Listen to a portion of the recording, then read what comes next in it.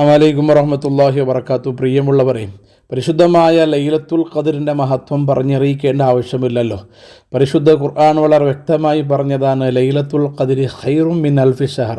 1000 മാസം ചെയ്യുന്ന ഇബാദത്തിന് കിട്ടുന്ന കൂലി, അതിനേക്കാളും കൂടുതൽ കൂലി ഒറ്റ രാത്രിയുടെ ഇബാദത്തിന് ലഭിക്കുന്നു എന്നതാണ്.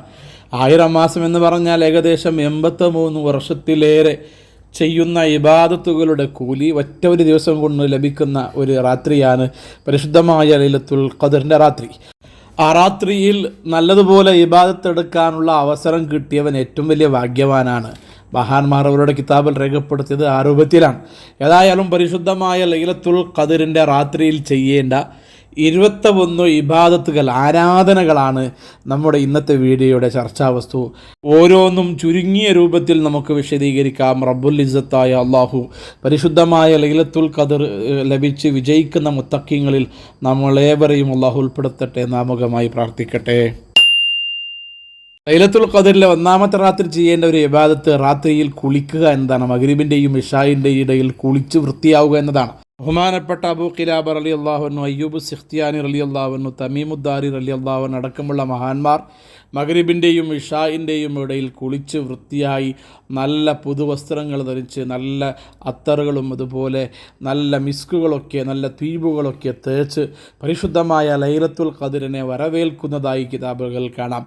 ഒന്നാമത്തെ ഇബാദത്തായിട്ട് നമുക്ക് പരിചയപ്പെടുത്തുന്നത് മഗ്രിബിൻ്റെയും ഇശാഇൻ്റെയും ഇടയിൽ, അതായത് രാത്രി സമയത്തിൽ കുളിക്കുക എന്നതാണ് ഒന്നാമത്തെ ഇബാദത്ത്. ലൈലത്തുൽ ഖദറിൻ്റെ രാത്രി ചെയ്യേണ്ട രണ്ടാമത്തെ ഇബാദത്ത് ലൈലത്തുൽ ഖദർ പ്രതീക്ഷിക്കപ്പെടുന്ന രാത്രി, അതായത് മഗ്രിബും ഇശാഉം സുബഹി നിസ്കാരങ്ങൾ ജമാഅത്തായി നിസ്കരിക്കുക എന്നുള്ളത്, പള്ളിയിലോ വീട്ടിലോ ആയി ജമാഅത്തായി നിസ്കരിക്കുക എന്നുള്ളത് രണ്ടാമത്തെ ഇബാദത്താണ്. കാരണം മഹാനായ ഹബീബായ മുഹമ്മദ് റസൂലുള്ളാഹി സ്വല്ലല്ലാഹു അലൈഹി വസല്ലം തങ്ങൾ പറഞ്ഞത്, ഏതെങ്കിലും ഒരു വ്യക്തി മഗ്രിബും ഇശാഉം ജമാഅത്തായി ലൈലത്തുൽ ഖദറിൻ്റെ രാത്രി നിസ്കരിച്ചാൽ ഫഖദ് അഖദ ബിഹദ്ദിൻ വാഫിറിൻ മിൻ ലൈലത്തുൽ ഖദർ, ലൈലത്തുൽ ഖദറിൻ്റെ ഏറ്റവും വണ്ണമായ ഒരു വിഹിതം അവന് ലഭിച്ചു കഴിഞ്ഞു എന്നതാണ്. മഗ്രിബും ഇശാഉം ജമാഅത്തായി നിസ്കരിച്ചാൽ.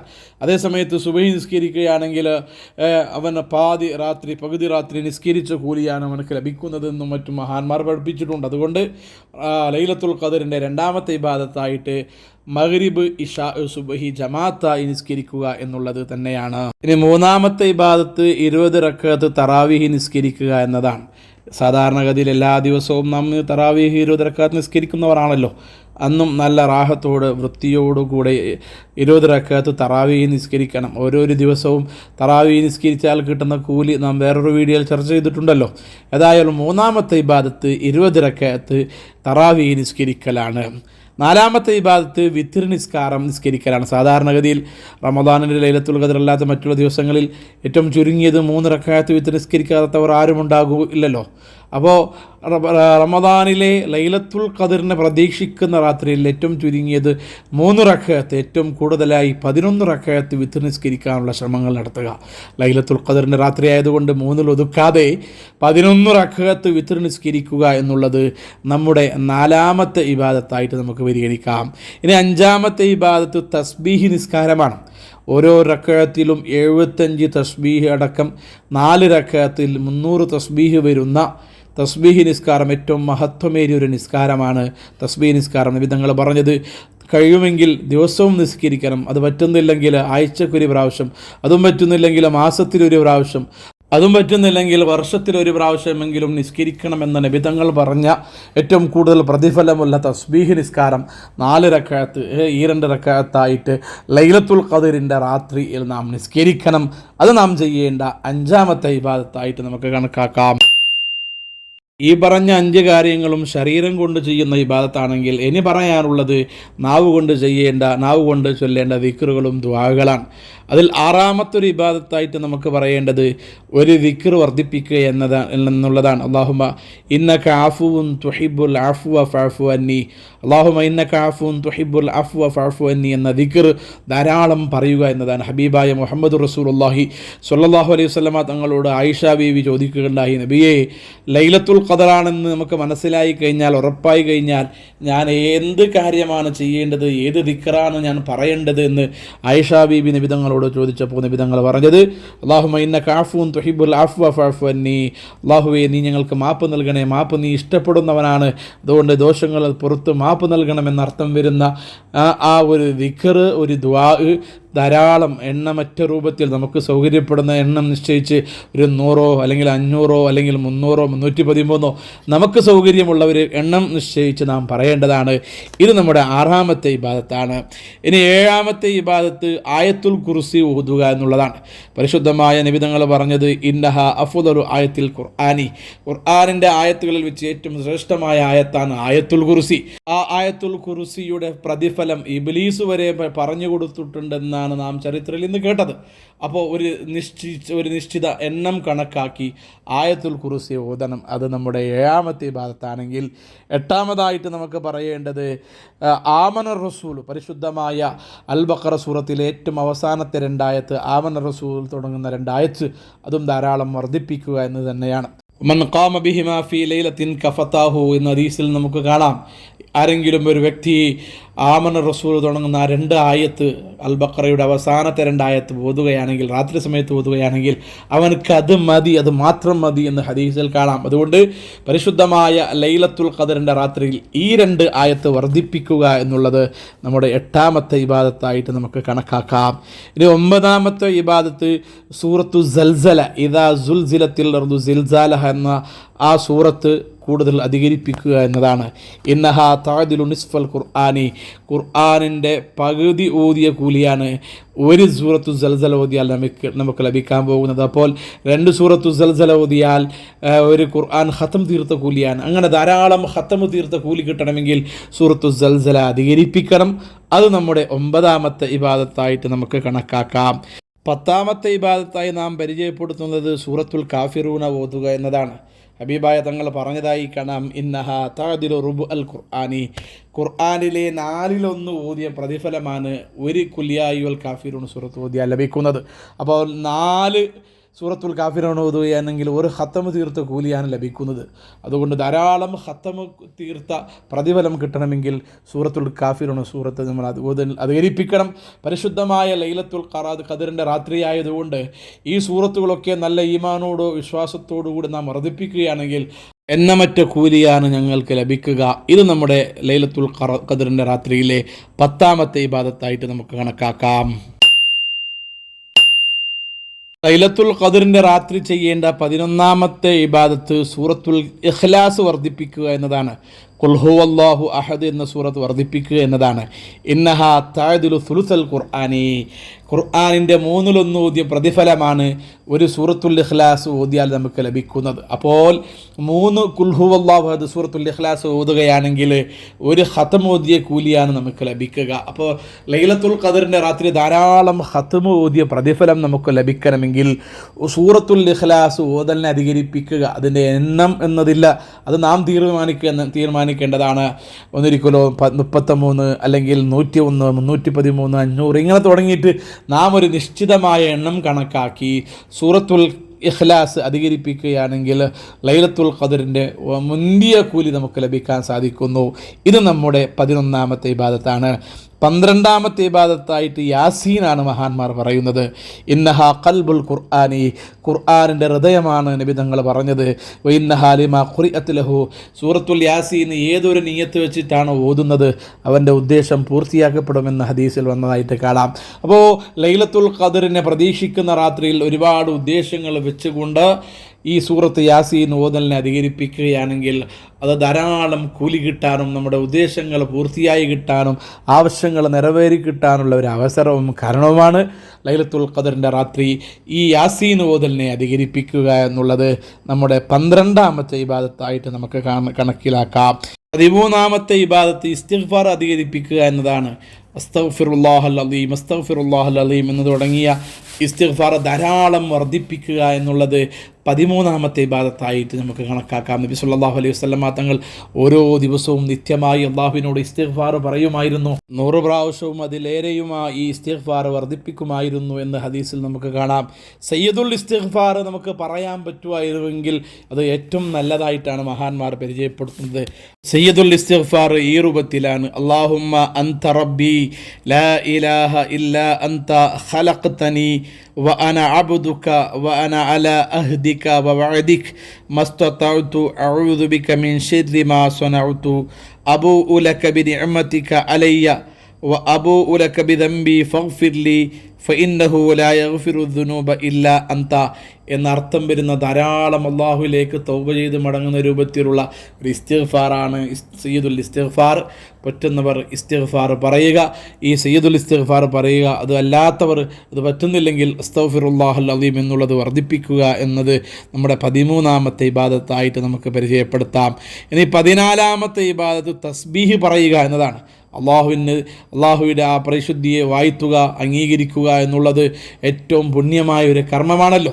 സുബ്ഹാനല്ലാഹി വബിഹംദിഹി സുബ്ഹാനല്ലാഹിൽ അലീം വബിഹംദിഹി അസ്തഗ്ഫിറുല്ലാഹ് എന്ന് തുടങ്ങിയ ഇസ്തിഗ്ഫാർ അധികരിപ്പിക്കുക എന്നുള്ളത് എണ്ണമറ്റ രൂപത്തിൽ ഒരു നിശ്ചിതമായ ഒരു കണക്ക് നാം എടുത്തുകൊണ്ട് ഇസ്തിഗ്ഫാർ വർദ്ധിപ്പിക്കുക എന്നുള്ളത് 14ാമത്തെ ഇബാദത്താണ്. 15ാമത്തെ ഇബാദത്തായിട്ട് മഹാന്മാർ പരിചയപ്പെടുത്തുന്നത് അള്ളാഹുവിനെ സ്തുതിക്കുക എന്നുള്ളതാണ്. അൽഹംദുലില്ലാഹ് അധികരിപ്പിക്കുക എന്നുള്ളത് 15ാമത്തെ ഇബാദത്തായിട്ട് മഹാന്മാർ പറയുന്നു. അള്ളാഹു ഇതുവരെ ജീവിക്കാനുള്ള അവസരം തന്നുവല്ലോ, ആഫിയത്ത് തന്ന്, ആരോഗ്യം തന്ന്, സമ്പത്ത് തന്ന്, നല്ല പേരും പെരുമയും പത്രാസും ഒക്കെ അള്ളാഹു നമുക്ക് തന്നുവല്ലോ. പരിശുദ്ധമായ റമളാൻ നമുക്ക് എത്തിച്ചു തന്നു.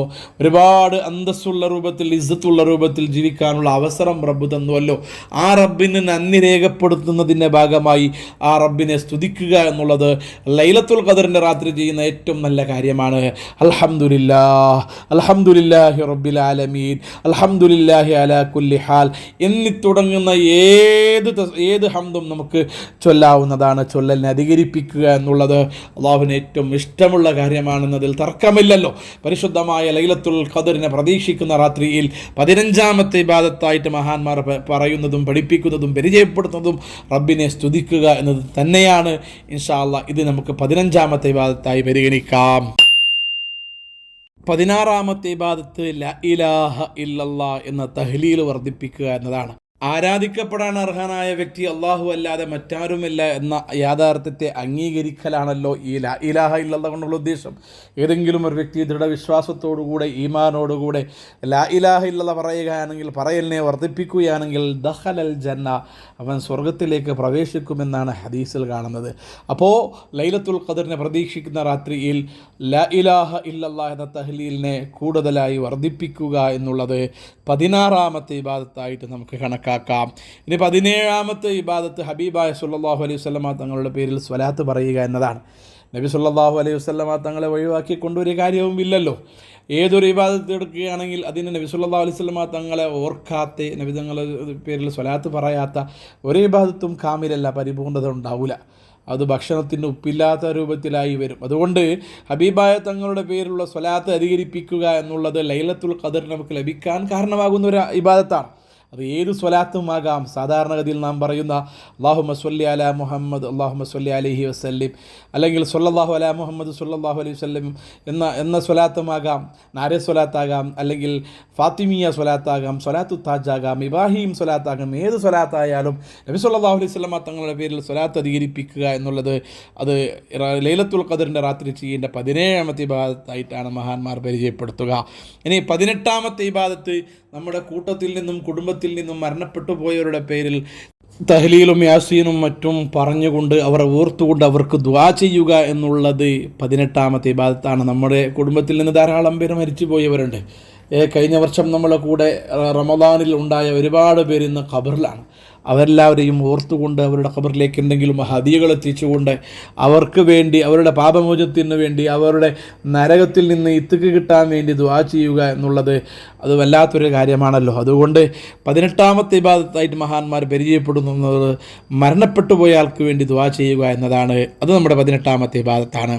19ാമത്തെ ഇബാദത്തായിട്ട് മഹാന്മാർ പരിചയപ്പെടുത്തുന്നത് സ്വതക്ക കൊടുക്കുക എന്നുള്ളതാണ്.